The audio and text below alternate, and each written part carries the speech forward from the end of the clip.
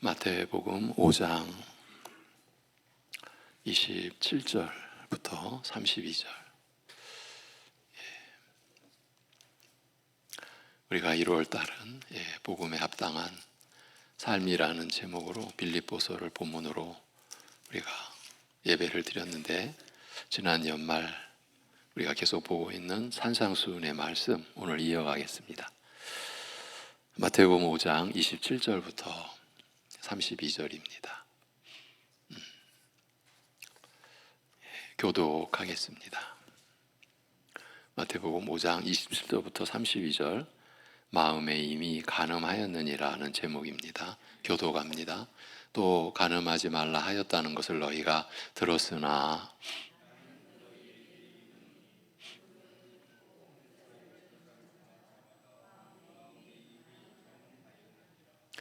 만일 내 오른 눈이 너로 실족하게 하거든 빼어내버리라. 내 백체 중 하나가 없어지고 온몸이 지옥에 던져지지 않는 것이 유익하며,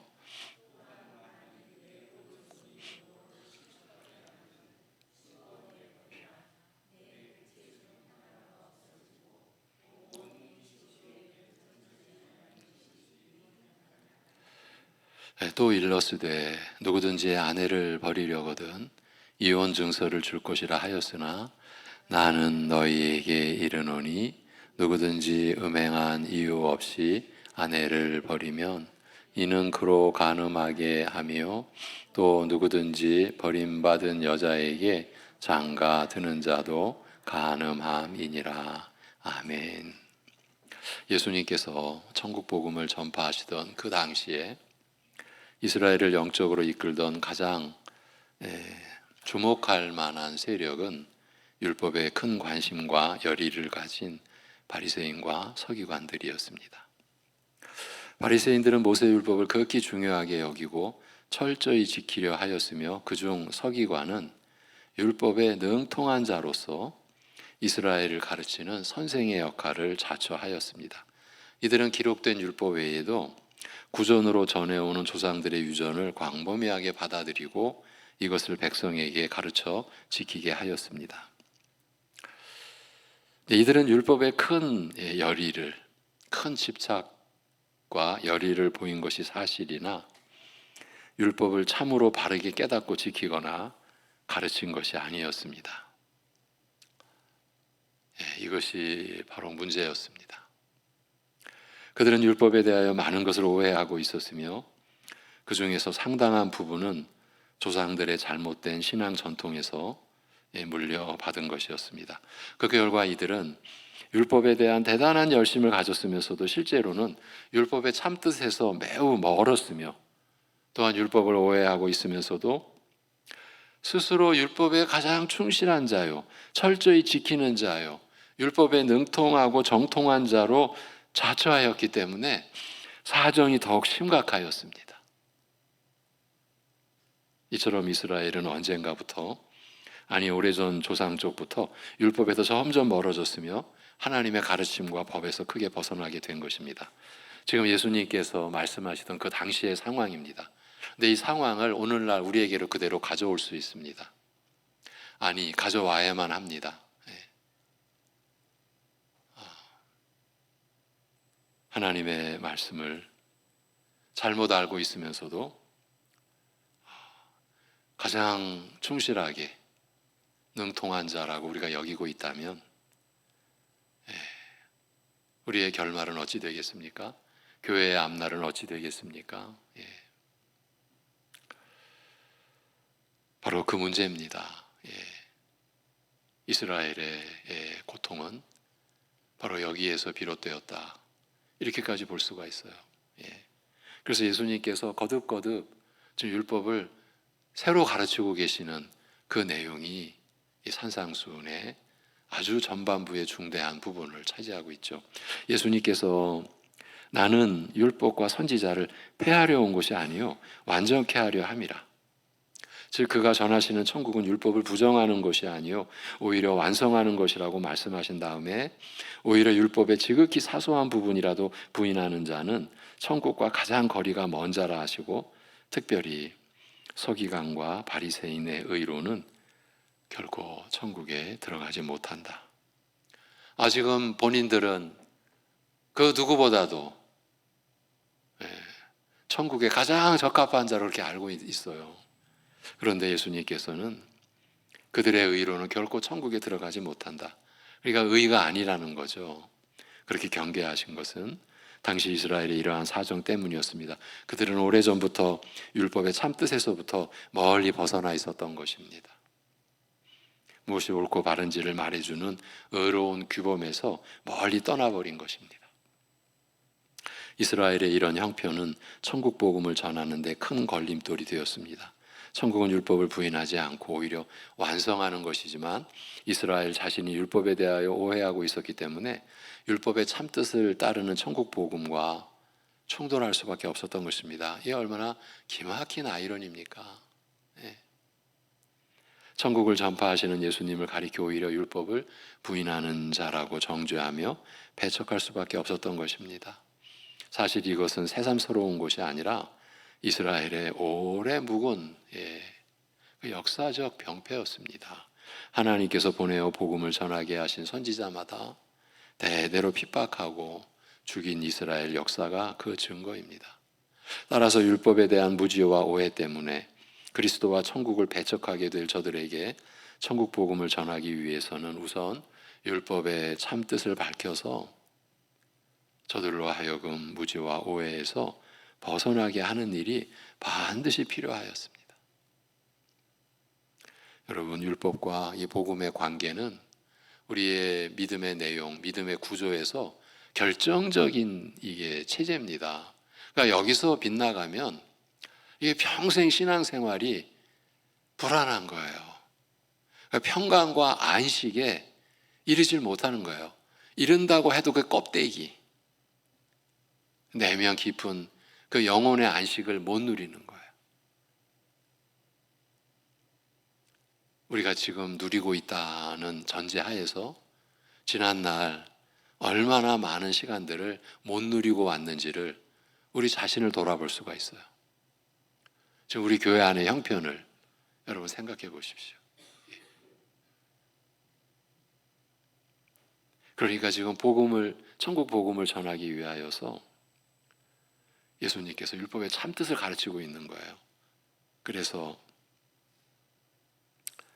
저들이 율법의 참뜻에서 얼마나 멀리 벗어나 있는지 알리고자 하신 것이에요. 율법을 알림으로써 복음을 저들에게 그 은혜의 복음을 전하시기 위함인 것이었어요. 오늘날도 마찬가지예요. 율법의 오해는 복음의 오해를 불러올 수 있어요. 이게 너무나 기가 막힌 연결이에요. 율법을 바로 할 때 복음의 진리와 은혜가 우리에게 실제가 된다. 이렇게도 볼 수가 있어요. 기회가 있을 때마다 말씀드리지만 거짓 교회, 사이비 이단들은 율법과 복음, 옛 언약과 새 언약, 구약과 신약을 자기들의 틀을 만들기 위하여 교묘하게 비틀고 그러니까 성도들의 신앙을 혼돈 가운데 이끌어요. 근데 기가 막힌 거는요, 오랜 장로교회 신앙생활을 하던 분들이 그런 사이비 앞에 가서 갑자기 눈이 띄어졌다라는 느낌을 받아요. 내가 그동안 미혹 속에 있었는데 여기 와서 제대로 이제 봤다. 제대로 본 게 아니거든요. 더 어둡고 더 치명적인 그 무지 속으로 빠져들어가는데 놀랍게도 내 몸의 껍데기는 이제서야 진리를 만난 것처럼 눈이 뜨일 때가 있다고요. 그런 속에서 쉽게 빠져나올 수가 있겠습니까? 사실은요, 안타깝지만 거의 불가능해요. 하나님의 은혜의 역사가 아니면. 그러니까 우리가 이렇게 일반 평시에 늘 하나님 말씀을 우리가 나누는 이러한 과정이 얼마나 우리에게 감사하고 복된 일인지 우리가 늘 그렇게 새롭게 인식을 할 수 있어야 합니다. 이제 먼저 살인과 그 처벌에 관한 계명의 참뜻을 이렇게 설명하셨습니다. 오늘 앞서서 바리새인들은 이 계명을 살인이라는 극단적인 폭력에 대한 처벌 규정이라고 생각하였으나 예수님께서는 이 계명의 본래 의도가 모든 형태의 폭력, 즉 분노를 터뜨리는 감정적 폭력이나 욕이나 모욕적 언사의 언어 폭력 등 모든 폭력을 포괄적으로 정죄하는 것이라고 하셨습니다. 흔히 크고 중한 죄는 죄로 인정하지만 사소한 것은 아무것도 아닌 것처럼 얼마든지 허용되거나 용인될 수 있는 것처럼 여기고 지나치는 것이 보통입니다. 그렇지만 예수님께서는 살인죄에 관한 계명이 실은 살인뿐 아니라 모든 형태의 크고 작은 폭력을 다 동일하게 정죄한다라고 하셨습니다. 비록 형태와 정도는 다르나 모두 폭력인 점에서는 다름이 없다라고 밝히신 것이에요. 그리고 극단적인 죄냐 사소한 죄냐 죄의 형태나 정도와 상관없이 모두 지옥 형벌 곧 영원한 멸망의 형벌을 받아 마땅하다고 하셨습니다. 죄값은 어디까지나 죽음이라는 사실을, 죄는 죽음의 형벌로서만 그 대가를 치를 수 있음을 분명히 밝히신 것입니다. 그리하여 권면하시기를 형제가 나에게 원망할 만한 극히 사소한 잘못이라도 생각나거든 예배를 중단하고서라도 먼저 형제에게 가서 사과하라, 사과하고 화해하라 하셨습니다. 이렇게 사소한 죄라 할지라도 아직 해결할 기회가 있을 때에 가장 먼저 시급히 해야 할 것을, 죄는 크든 작든 이만큼 무섭고 심각하다는 사실을 일깨우신 것입니다. 오늘 기도하시는 집사님이 시기 질투라는 언급을 하신 것으로 기억이 나는데, 여러분 시기와 질투도 그 내면을 들어가 보면 이 지금 폭력과 연관이 됩니다. 그 결정적인 증거가 다윗을 시기한 사울. 아니 그 참 엄청난 기록인데 몇 장이나 사울이 다윗을 죽이려고 하는, 그게 단초가 골리앗을 죽이고 올 때 다윗이 이스라엘 백성들이 뭐라고 외쳤죠? 뭐라고 찬양했죠? 사울은 천천히고 다윗은 만만이로다. 이 소리에 사울이, 죄송합니다, 실제 말로 돌아버렸어요. 죽이려고. 여러분 시기는 그렇게 무서운 거예요. 사실은요, 자기가 시기하는 대상에게 갖는 마음의 근본은요, 너 왜 내 것을 가지고 있어? 이런 거예요. 사울이 보여준 거예요. 너 내 것이야. 내 명예를, 내 권력을 네가 왜 가지고 가? 그걸 내가 되돌리기 위해서 너를 죽일 거야. 시기가 여기까지 가는 거예요. 그러니까 이러한 죄의 속성, 우리가 성경을 통해서나마, 성경을 통해서 겨우겨우 우리는 우리의 죄의 실상을 보게 되는 거죠. 우리가 일상 살아가면서 시기 질투하는 게 그렇게 무서운 겁니다. 왜 내 것을 네가 가지고 있어? 이게 나도 모르는 내 의식의 저변에 깔려 있는 거예요. 그게 온갖 폭력을 낳는 거예요. 언어 폭력에서부터, 표정에서의 폭력에서부터, 손짓 발짓의 폭력까지. 사울은 들고 있던 창을 그냥 내던지고, 지금 악기를 타고 있는 다윗에게. 그게 한 번뿐이 아니잖아요. 이제 오늘 말씀에서 예수님께서는 살인죄에 이어 음행죄에 관한 계명의 참뜻을 설명하셨습니다. 성경에서 죄에 대하여 언급할 때에 폭력의 죄와 항상 함께 언급하는 것이 바로 음행죄입니다. 그러니까 말하자면 음행은 폭력과 함께 인간의 죄를 대표하는 죄라고 할 수 있는 것입니다. 이런 음행과 관련하여 하나님께서는 간음하지 말라는 계명을 주셨습니다만, 바리새인들은 이 계명을 상식 수준에서 이해하여서 그저 불륜의 성관계를 금하신 정도로 이해하였던 것 같습니다. 그러나 예수님께서는 이 계명의 참뜻을 설명하시되, 누구든지 여인을 보고서 탐하는 마음을 품으면 그는 이미 마음으로 간음을 행한 것이라고 하셨습니다. 여인을 보고 그를 탐하는 부끄러운 마음을 가지기만 하여도 이미 간음죄를 범한 것이라 하시니, 부패하고 타락한 우리로서는 감당하기 어려운 과격한 요구라, 인간의 연약한 성품을 전혀 고려하지 않는 가혹한 율법 해석이라고 생각하기 쉽습니다. 앞에서 취급한 폭력의 죄도 마찬가지죠. 이 험악한 세상에서 분통 터뜨릴 일이 한두 가지가 아닌데 화내는 일까지 죄라고 하면 우리들 어떻게 하라는 말이냐. 예. 차마 주먹을 휘두르지는 못할 망정 한바탕 욕이라도 퍼부어야 분한 마음을 가라앉히기라도 하지 않겠는가. 사실 우리 사회에서 이쪽 면에 전문가인 분들이 권면하는 내용이 있어요. 화는 적당히 풀어야 된다. 풀어내야 된다. 그래야 그 사람이 건강하다. 저는 어떤 기회가 있어서 그런 강의를 직접 그 당시 유명한 그 전문가에게 직접 강의를 들은 적이 있었는데 우리의 성경의 말씀하고는 궤도가 전혀 다른 거죠. 내라는 거예요, 화를. 그래야 자기가 건강하다. 그러니까 자기 살려면 화를 내야 된다. 이런 논리였어요. 그러나 우리의 부패한 성품을 일단 접어두고 순전히 법적 이치만을 따진다면 예수님의 율법 이해가 전적으로 옳다고 할 수밖에 없습니다. 반대의 경우를 한번 가정해 보십시오. 살인의 행위만 죄이고 말로 끊임없이 우리의 마음을 상하게 하는 파괴하는 상하게 하고 파괴하는 언어 폭력은 죄가 아니라고 한다면 여러분 이것이 과연 올바른 법 해석이겠습니까? 주먹으로 하든지 말과 표정으로 하든지 폭력이라는 점에서는 동일한 죄질이라고 해야 하지 않겠습니까? 요즘에 참 몇십 년 전만 해도 없던 말 감정노동이라는 말들을 많이 하죠. 감정노동. 이제 그러한 구조 속에 들어가 보면은요. 저들은 그 감정노동자들은 여러 측면에서 폭력을 받고 있다. 가중한 스트레스를 받고 있다. 그렇게 보지 않습니까? 그것이 잘못 아니라고 말할 수가 있습니까?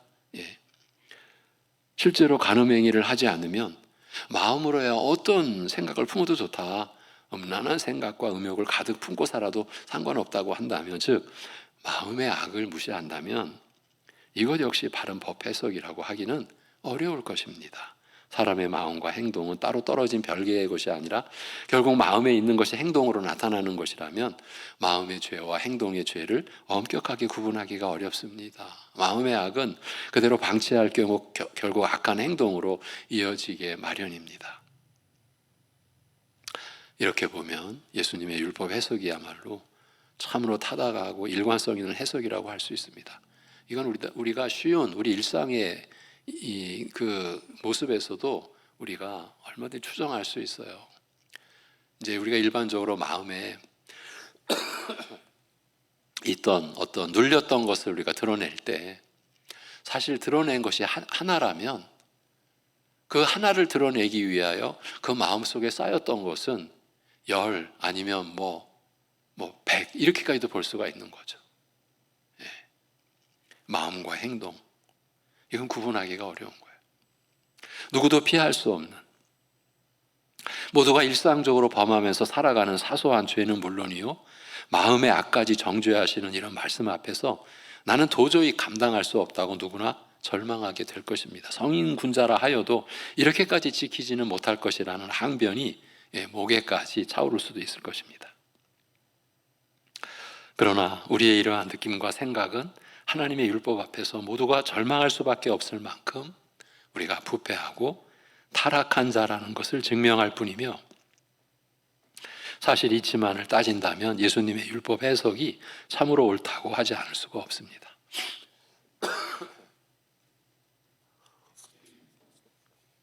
오히려 행위로 범한 것만 죄로 인정하는 바리새인들의 해석이야말로 하나님의 그 계명의 참뜻을 축소한 것이라고 할 수 있습니다. 음행죄는 폭력의 죄와 언제나 함께 거론되면서도 여러 가지 점에서 차이가 있습니다.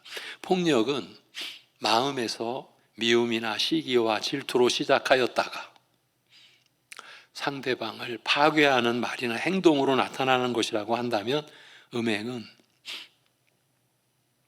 상대방을 가까이 하고 소유하려는 잘못된 정욕에서 시작하여 추악한 행동으로 나타나는 것이다. 이렇게 볼 수가 있습니다.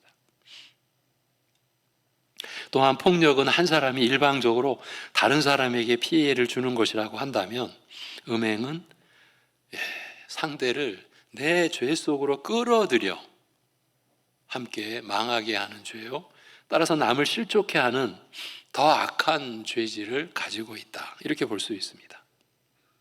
그러니까 단순히 일방적으로 피해를 주고 당하는 것으로 그치는 것이 아니라 함께 죄를 짓도록 꿰어서 망하게 하는, 이런 차원에서 보면 간악한 죄인 것입니다. 물론 음욕과 같이 마음에만 머물러 있는 경우를 두고 말한다면 자기 한 사람에게 국한되는 가장 은밀한 사적인 죄요, 따라서 오염의 가능성도 없다고 볼 수도 있을 것입니다. 그러나 이 마음의 그 음욕은 결국 말과 행동으로 나타나게 되므로 잠재적인 오염성 내지 남을 실족해 할 가능성은 지니고 있는 거예요. 아주 오래전에 제가 이제 사회생활 경험할 때, 구체적으로 말하는 것은 좀 어렵습니다. 그러나 분명히 사회 지도층들입니다. 저보다 연배가 2배 이상 되시는 분들의 회담에 제가 이제 서기, 기록자로 참여를 한 적이 있어요. 저는 그때 30대 초반인데 정말 놀랐습니다. 그분들은 사회 지도자들이었어요. 사회의 지도층에 속한 분들이었어요. 근데 물론 행동은 아니었지만 분명히 회의를 위해서 모였는데, 이제 모이고 나서 이제 식사하러 가는데, 이제 그때도 이제 제가 그분들을 섬겨야 되니까 이제 나이 어리지만 저는 동행을 해서 있는데, 제가 못 앉아 있겠는 거예요. 이렇구나. 제가 구체적인 말은 안 하지만 대략 짐작하시죠. 소위 음담패설. 이게 일상화되어 있구나. 결국 그게 마음의 음욕이 결국 말로 이렇게 나타난 거죠. 네, 죄송하지만 그 자리는 남자분들도 계셨고 여자분들도 계셨고 다 그분들이 지도층에 계신 분들이에요. 근데 같이 어우러져서 저래야 되는구나, 저래야 그렇게 그런 구성원이 될 수가 있는 건가? 이제 어린 저로서는 지금 내용은, 이 마음의 음욕은 결국 말과 행동으로 나타나게 되므로 잠재적인 오염성 내지 남을 실족해 할 가능성을 지니고 있습니다. 확대하여 말한다면 모든 죄는 오염성을, 즉 남을 실족해 하는 요소를 가지고 있으며, 여기에서 음행은 그 대표적인 예로 언급되었다. 이렇게 볼 수가 있는 겁니다. 예수님께서 말씀하시기를, 만일 내 오른 눈이 너로 실족하게 하거든 빼어내버리라. 내 백체 중 하나가 없어지고 온몸이 지옥에 던져지지 않는 것이 유익하며, 또한 만일 내 오른손이 너로 실족하게 하거든 찍어내버리라. 빼어내버리라, 찍어내버리라. 내 백체 중 하나가 없어지고 온몸이 지옥에 던져지지 않는 것이 유익하니라. 이 말씀은 바로 음행죄가 남을 실족하게 하는 죄이기 때문에 음행에 관한 가르침의 일부로서 함께 가르치신 내용입니다. 음행은 저 혼자 죄를 짓고 망하는 것이 아니라 남을 죄에 끌어들여 함께 망하게 하는 것이므로, 이처럼 남을 실족해 하는 부패한 요소는 수족같이 중요하고 눈같이 없어서는 안 될 중요한 것이라 할지라도 끊어내어 버려야 한다고 말씀하신 거예요. 수족이 없으면 얼마나 불편하고 그 몰골이 흉하겠습니까? 만일 눈이 없으면 평생을 어둠 속에서 얼마나 어렵게 살아가겠습니까? 그러나 이처럼 중요하고 소중한 지체라 할지라도 그것이 나로 죄를 범하게 하거든 끊어내어 버리라고까지 말씀을 하셨어요. 한 지체 때문에 온몸 전체가 망하는 불행을 피하라는 뜻입니다. 이 말씀을 좁게 이해한다면 마음의 음란한 정욕이 눈으로나 행동으로 음행을 범하는 것으로 이어져서 다른 지체를 실족해 하는 일이 없도록 아예 싹을 잘라야 한다는 뜻이 될 것입니다. 마음에서 시작되는 음란한 생각이 다른 지체를 오염시켜서 온몸으로 음에게 빠지게 하지 않도록 음란한 요소를 단호하게 잘라내야 한다는 말이죠. 이건 개인에게만 아니라 교회에도 마찬가지로 적용되는 말씀입니다. 수족같이 소중한 형제라 할지라도 온 교회가 그의 죄악에 오염되어 그래서 교회가 참으로 오염될 위험이 있을 경우에는 끊어내어 버려야 하는 것이에요. 마치 눈과 같이 모든 것을 밝히 보고 인도하는 지도자라 할지라도 그가 오히려 교회로 하여금 잘못된 길로 가게 할 경우에는 끊어내어 버려야 하는 것이에요. 그의 역할이 그만큼 중요하기 때문에 온 교회를 실족하게 할 위험이 그만큼 더 크기 때문에 더욱 단호하게 끊어내어야 하는 것이에요.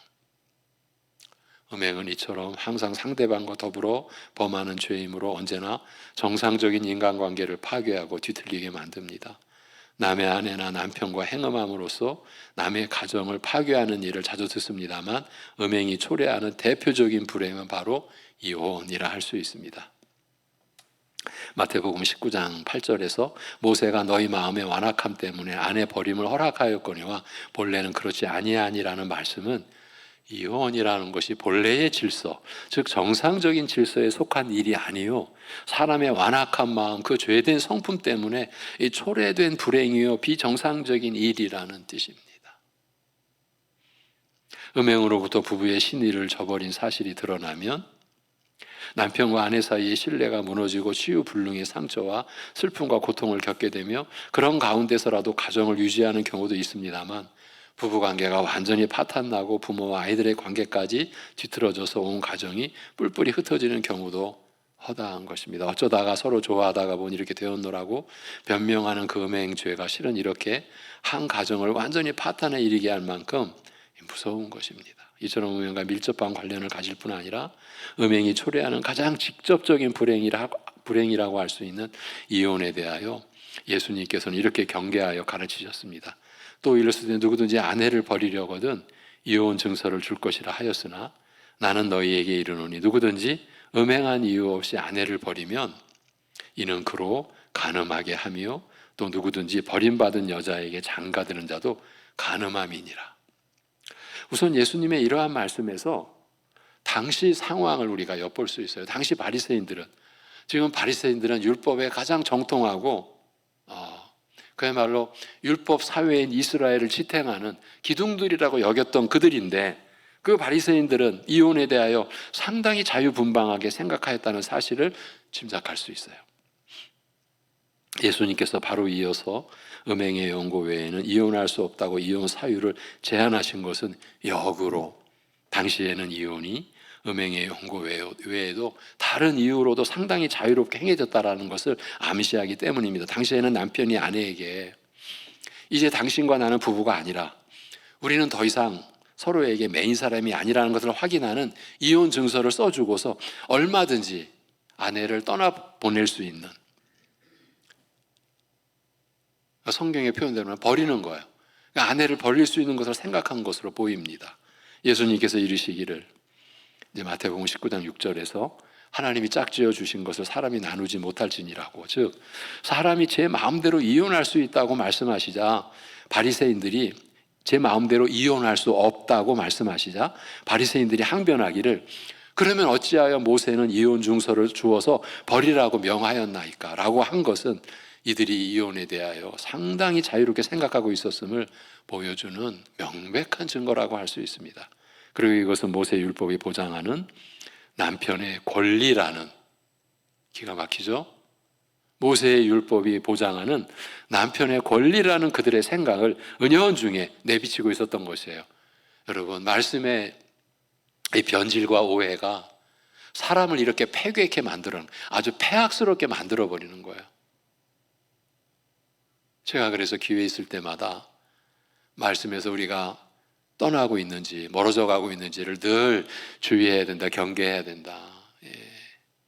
여러분, 복음의 오해가 가져오는 폐악은요, 어쩌면요 이건 치명적이라고 볼 수가 있어요. 자, 다시 이제 바리새인들 얘기 들어와서 바리새인들이 이것이 율법의 뜻이라고 생각하였으나 율법의 뜻? 남편의 권리, 아내를 버릴 수 있는 권리, 모세 율법이 보장하는 남편의 권리, 이것이 율법의 뜻이라고 이렇게 생각하였으나 실제로 율법의 참뜻은 이와 달랐습니다.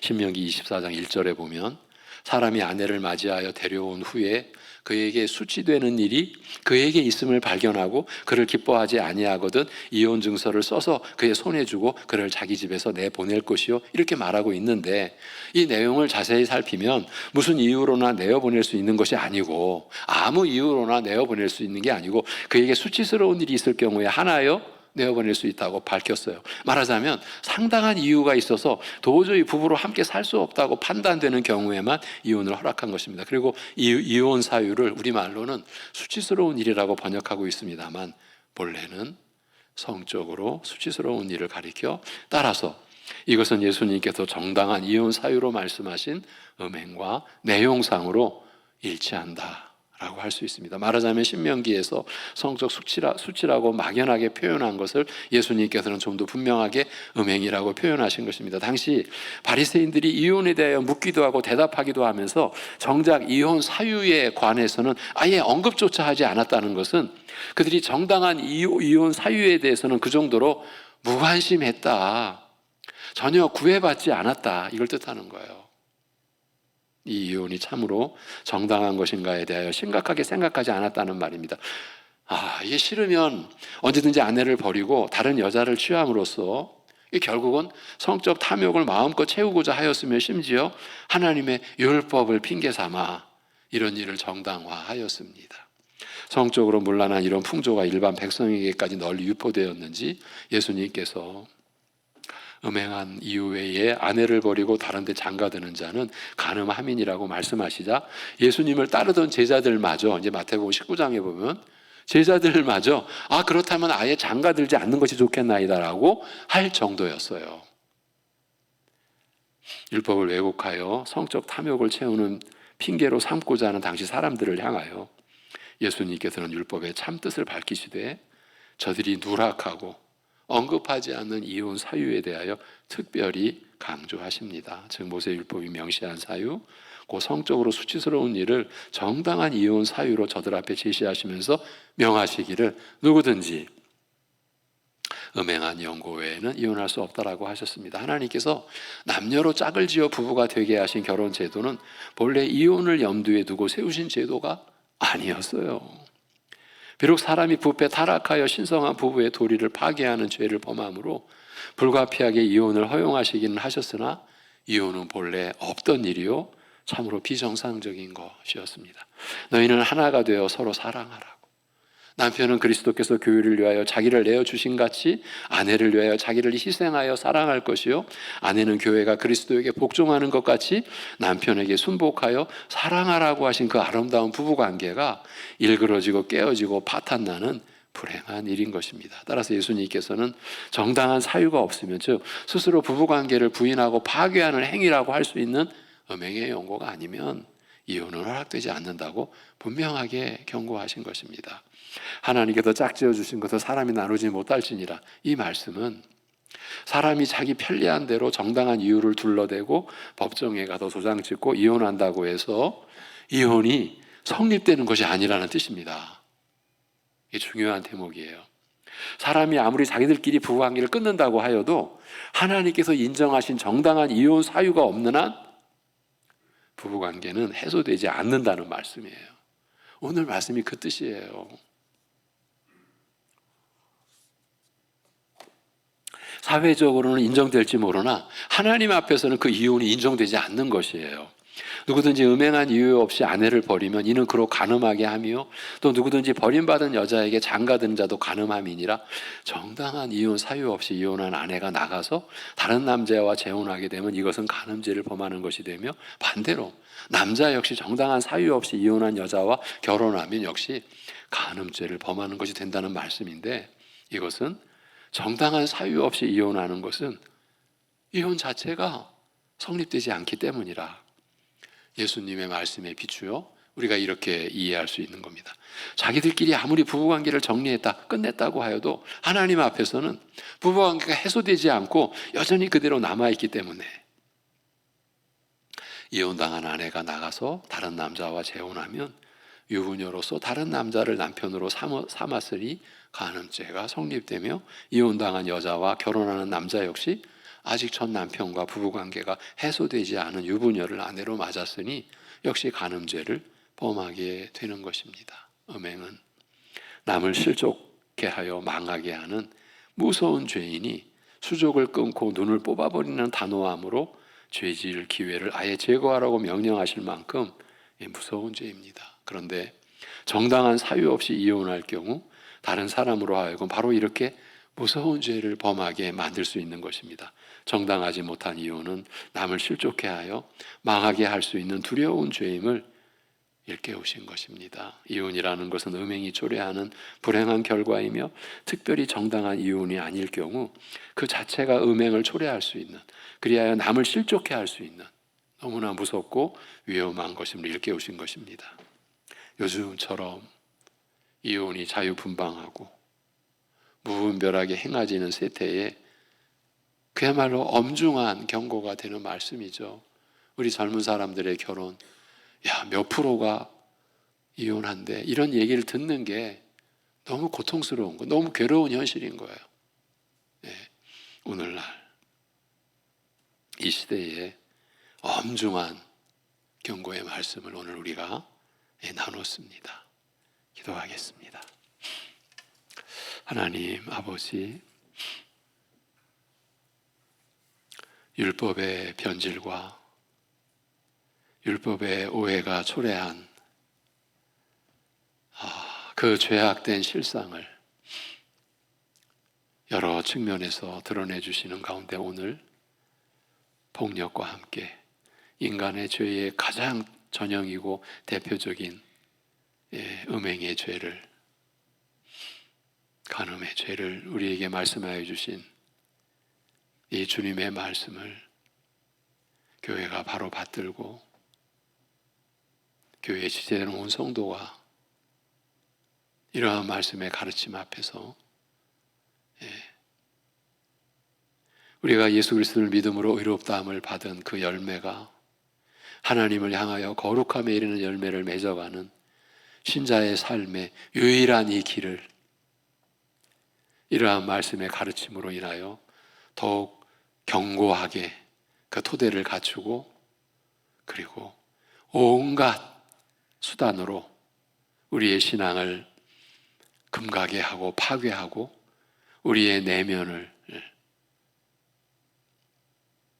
의와 거룩, 의와 사랑을 이루어가야 할 우리의 심령을 죄악된 기운으로 깨트리고 혼란케 하고 결국은 죄악에 빠지게 하는 바깥의 미혹과 우리 안의 정욕의 이 역사를 우리가 주님의 말씀의 역사로, 주님의 은혜로 우리가 이겨가며 이겨내며 하나님 앞에서 거룩한 열매를 맺어가는 교회요, 가정이요, 온 성도의 생애가 되기를 아버지 하나님께 구하옵나니, 이러한 말씀에 그러한 진리와 은혜를 교회 안에 세워주시고 사랑하는 성도들이 이와 같은 말씀에 성령의 인도하심을 받아서 자신을 면밀히 살피고 자신을 돌아볼 수 있는 말씀의 역사가 일어나게 하여 주시옵소서.